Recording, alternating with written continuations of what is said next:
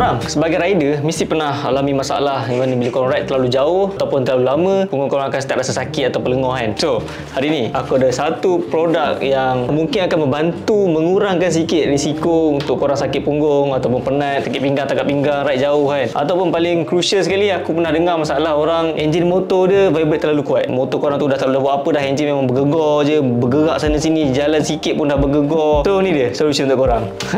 Material dia gunakan adalah TPU campur lycra yang biasa kau tengok kat jersey baju tu kan. Dia punya bentuk ni tak adalah tebal ataupun nipis sangat. Bagi aku cukup nice lah untuk korang letak dekat atas seat motor korang tu as a support cushion lah. Yang besar ni untuk rider dan satu lagi yang kecil untuk pillion belakang lah. Especially motor-motor fairing banyak lah pakai benda ni. Aku faham, lengoh. Baru gerak sikit slow pun dah bergegar enjin, langgar bumper, langgar lubang pula. Ni dia.